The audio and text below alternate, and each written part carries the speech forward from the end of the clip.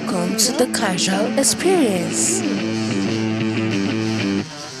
Hello casuals, you're welcome to the Casual Experience Show. The show for MMA enthusiasts where we give you daily MMA updates and we just gist about fights. And on this episode, we'll be giving you the review of the UFC Baku that just happened, featuring Roundtree and Yama Hill. And I'm with my friend Ferdinand. How far now? Man, this weekend was just filled with drama. In fact, but before we get to the fights themselves, the breaking news, the bone that is in everybody's neck, the bone that is stuck in everybody's neck, the breaking news has actually left us. Like, Dana was just sitting and during the post press conference, and was just talking casually, and he just gave that shocking news just casually that Jon Jones has retired, just like that. As in, for me, I felt like he was maybe like he even got it as a breaking news at that spot. He wasn't happy, like, because you could see his mood before that and after that. Like during the prelims and everything, he wasn't looking sad. That's Denabi. But mid of the before the main event, he started looking all sad and everything. I felt like maybe he got it prior to the main event, I guess. What you're saying now is that you think they broke the news to Dana earlier yesterday, during the fight or when the event was on. During the fight, I beg to differ. This is what I saw, or this is what I felt happened. I actually feel that Jon Jones was forced to retire. No, he wasn't forced to retire. This is it. No, now this is it. This is how the UFC operates. This is how they operate, right? Okay. You are the champion. You're supposed to have fought over a year ago. You are holding down the division. I'm sure they gave him two options. It's either you fight for the title or retire, or you relinquish the title. Well, one thing about Jon Jones, about when it comes to Thomas Pinal and Jon Jones, Thomas Pinal has been the weapon fashioned against Jon Jones for a very long time. I've said it previously that he has been dodging the fight for so long. He doesn't want his streak to end in a vicious way, because Thomas Pinal is not just coming up to defeat to get the belt back. Like, he's already what's it called? He's already holding the interim belt. He wants to hold the real belt. He feels like the interim belt is fake.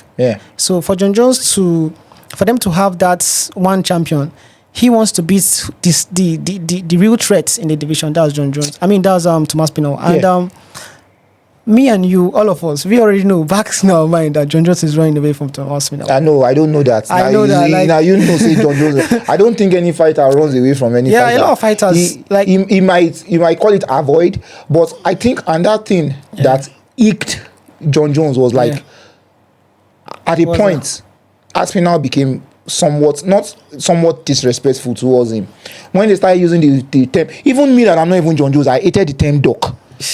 Why would you be saying he's ducking? He's ducking. You see, that's why he retired. I know. I said that too. He ducked him into retirement. I said that too. And who do you think? Who do you think he pains more? Jon Jones just retiring, having acquired everything that he's acquired, legacy wise, and unblemished, apart from what we know or what we heard. And Thomas Pinal never been able to have the opportunity to fight Jon Jones. Well, he's just like a storm in motion. He's looking for his own way to get the reign on him. He doesn't really see himself like I've achieved everything. He's building his own legacy. So at this spot, he's also confused too, because he wants to fight. He wants to recreate his own legacy by ending Jon Jones' legacy. What exactly? So Jon Jones, he already knew that this is what is coming up. I have to let this slide, avoid him by all means necessary, because it's crazy to have that. For God's sake, he has been fighting for so long, and everyone was shocked. Even to the fans. I'm a Jon Jones fan, 100%, right? But I was not really happy with the way he was. Why would he just retire like that? Exactly.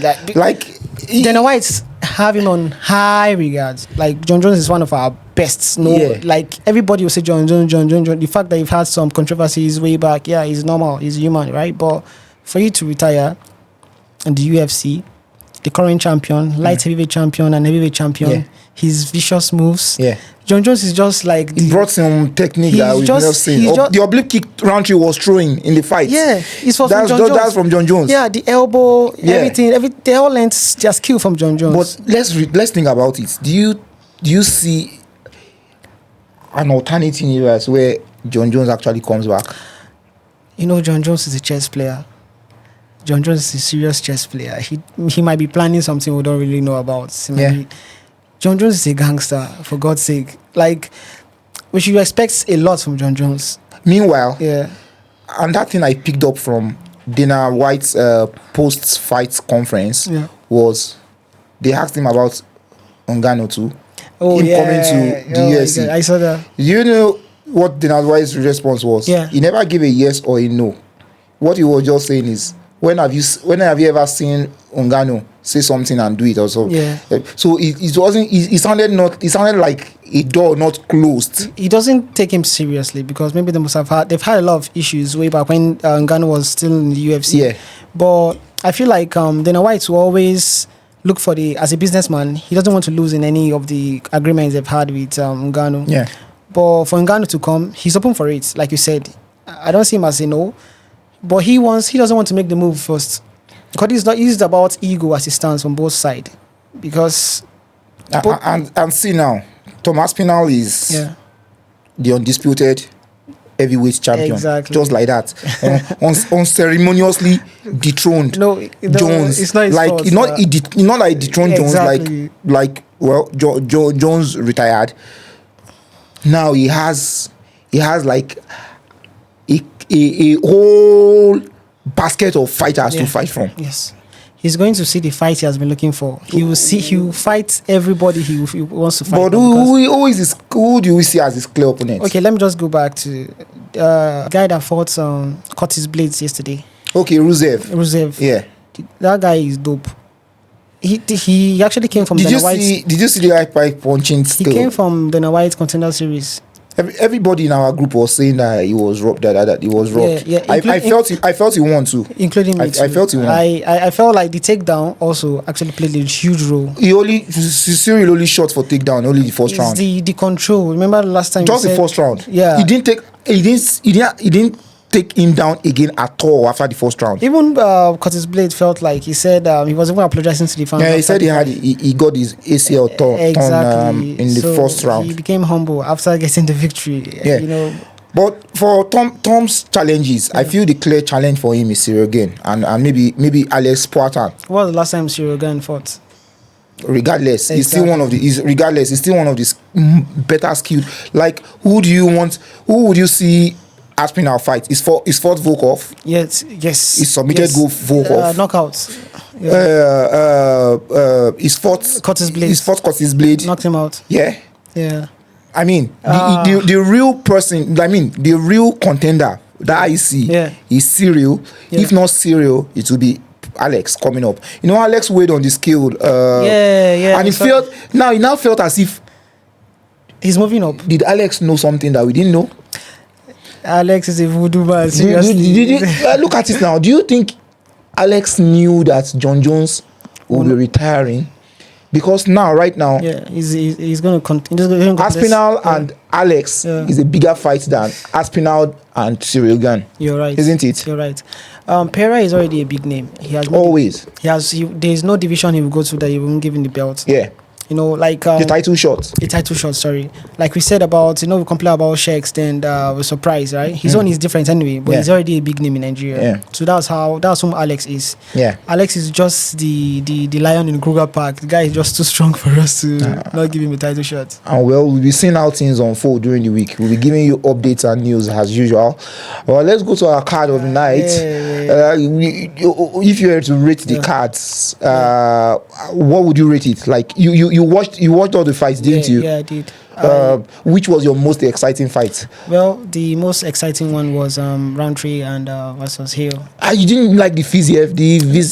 I did watch the fight, but Fiziev actually, the other guy, what's it called? Ignacio was fighting like a amateur, giving out empty shots, I think Fiziev just nullified the reach and he knows. I not should to sabi fight too. He knows how to fight, but he doesn't know how to get through to. He has a longer reach. Yeah. But he was acting like Fizel has a longer reach than him. But his defense is poor. Fedi. Yeah. How good is Roundtree? Roundtree is just like a beast in motion. I'm fast. Do you know that guy is fast? I think he might even be the fastest light heavyweight in that division. Do you know what he did after his loss to Pereira? He went home, cried a lot, studied, read, trained very well, built his muscle. He was looking like a tank. Like he was not even a tank, like a Superman. Yeah. The way he stood after the fight, he was even angry at Hill. Yeah. He meant he was there for business. Yeah. But he said it now. He said I won't be bleeding in this fight. Exactly. You won't see a single blood on my face. And for 5 rounds, nothing. And he was not even shocked when they were announcing the event and the results, and he had 50-45. Do you know what this guy said? He was now telling him that why were you running away? Why were you running away? Yes, I heard that. Why would he say something like that?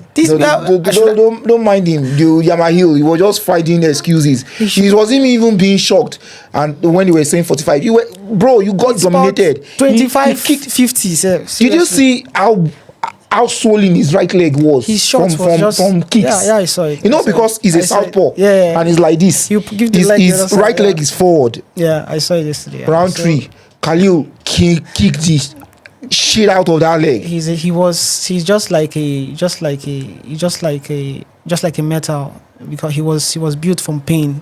His last loss, actually, he felt it. Yeah. He felt it. So people like his loved ones are not really, they are happy over it, but he's not happy. He wants the belt. Yeah. He's just like a champion, whereby he's already a champion to himself. Yeah. He felt like, I need the belt. Like, he even said that too. Yeah. Whatever you bring to me, I'm going to fight them. He's not scared. He's the anchor life for me now, because he doesn't want to duck anybody. Yeah. For now, I see him as a great threat in that division. So what was next for Khalil? Are you calling out the title shot for him? No, he should fight someone else again. Like who? I feel if he fights Yuri, he beats Yuri. He's 7 on the rankings. Yeah. And he defeated 5th. So he's going to go back. So he's going to take his place. Yes. He's now going to fight either the 2nd, 3rd, or 4th. Yeah, which is Yuri. Yeah. And because I feel Alex still wants the rematch against Khalil. I don't think if they don't give him the rematch, he wants the title shot. I'm sure he will want the title shot in heavyweight. Him and Thomas Pinal is going to be a great fight, bro. Alex doesn't. He's leaving that division. With this breaking news, let's see how he goes. But I know that he's going to leave the division. We will see how things turns out. And bro, next week is our main event, the fight we've been waiting for. Ilia Tupoye and Charles Oliveira. And I've been looking at the fights, been looking at how Ilia has been talking with much confidence and belief in everything, in everything he says. Do you know what he said about Islam? Yeah, what did he say? He said the Dagestanis are all lazy. They are dodging fights. He was accusing Islam that Islam, he left his belt, he left his division. He moved down to meet Islam dog, and ran to the other division. He felt like, why are you running away from me, since they say you guys are the strongest in all promotions? But the thing now is that everybody I've been talking to, I've been asking, even online, everybody feels that. I think Ilya has convinced everyone with his words and even his. But how about if Ilya loses? His business is going to be as usual. People will just talk about it. It's not just going to be business as usual. There is a dynamics that is going to change. Like, he's going to go back to his previous division. No, not that. Apart from him going back, Ilya has that aura now. He has that Conor McGregor aura around him. Yeah. He talks proudly, he talks confidently, and he seems to be the superstar that the UFC has been yearning for all this while. Yeah. Now, as you know, the UFC, when they have a star in their hands, they shoot them to the star. Seriously. And I feel right now they are putting all their chips, even the UFC. Yeah. They are putting all their chips on Ilya. On Ilya. Yeah, for me, I felt like the UFC should allow him to explore more. I felt like he felt there's some restrictions he's been getting recently because he's not allowed to do a lot of things as a big name that he is. Like talking about the Dagestan, most times coupled with what is happening in Russia, UFC don't want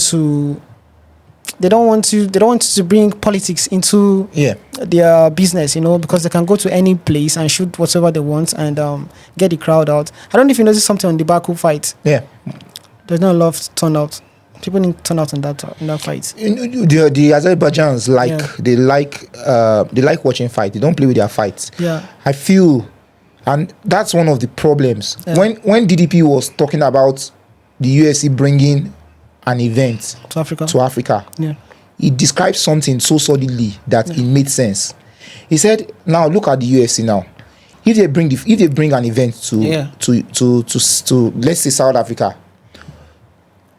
their list tickets, at least for them to break even, they will be conversing in dollars. Yes, their revenues and their profit and margin and loss margin has to be in USD, right? Yeah. To sell a ticket, at least the minimum they want to sell a ticket is on 10,000 rands. In SA, yeah. In SA. Yeah. Now, how many of them will be? I mean, people will afford it. Many people will come, but they won't fill up a stadium. You're right. If they bring a UFC event to Nigeria, do you know how much I feel the minimum ticket would be? 100K. Maybe 100K or even more. Yeah. Like 100K is even less than $100. Cage side. Well, $100 will be probably like maybe 160K. 160, yeah. What about the cage side? Cage side? That's not cage side though. Now, how many people will be able to watch that event? That's one of the challenges of moving events across continents. That are not, for the Azerbaijans, they love fights. In fact, so now Michael Bisping was saying that their watch party. That's when I got to know that these are our own watch party. What will they do for years? We didn't even think of the word watch party. Like, it's not something we sat down and say we want to start an event and so call it watch party. I don't know how it came about. Yeah. Whether it's I don't know how was it you or something that brought the watch party name. I never knew that there was anything like watch party or the Michael Bisping was saying in Azerbaijan their watch party, they do their watch party in stadiums. That it's like we talked about it one time now. About making it public, doing it here, right? Like making it public. That's an idea that we were talking about here. That we don't even know that it's been happening in the world. Yes. So when he mentioned watch party, I was like, oh wow! I had to rewind the live TV. Like, did he say that watch party that they watch it in the stadium? And I'm sure the reason why maybe the arena wasn't full is obviously the UFC is going to charge what they need to charge to break even. To balance it. Yeah. So that's it. But it didn't take shine away from the fight itself. Yeah, TV rights, they made a lot of money out of it. And we can't wait. On Tuesday, I said on this week we'll be having a review of the UFC 317 featuring Charles Oliveira and Ilia Topuria, and also Pantoja is going to be defending his belt against Anda Ozzy. He'll be defending his belt against Kai Kara France. They fought in tough. Yeah, and it's going to just be a great one. And we can't wait. It's going to be a good card anyway, because I just want all divisions to be even. I don't just want it to be like this division is lively, and that's why I was happy when I saw the breaking news. I was happy. I thought it was AI when I saw it earlier, because I thought it was AI. I had to go to different channels. I did different channels to confirm. I had to go to this ESPN, TMZ. I was going through. Luke Campbell was live when he said when he was talking to someone. He was on live program. Yeah. When he was looking through his phone, he was talking to someone too, live, and he just saw the news, and the next thing he said was "fuck." And he just paused for a second. I was like, this is unbelievable. He now quickly called someone else to confirm. I think that's what happened in the mixed martial world. Though I was happy. I won't lie to you. I was very, very happy because now division can move now. Yeah, just keep everyone's talk, and it's going to kill their form, because this guy is in top form. I don't want him to be like, if I don't go for, nobody should. You know, he's just hindering their blessings, so you should leave them alone. And it's exciting times for us, and we are all here to talk and watch fights. Jon Jones should go and relax. Yeah, and guys, we'll catch you on the next preview show when we talk about Oliveira and Ilia Topuria. I want to tell you something about the Curtis Blades, for example. Yeah. Coupled with I wanted to ask you about it. Coupled with the complaints from different viewers and the referee, most of the referee are not happy over it. Yeah. What do you think will happen to Rizwan?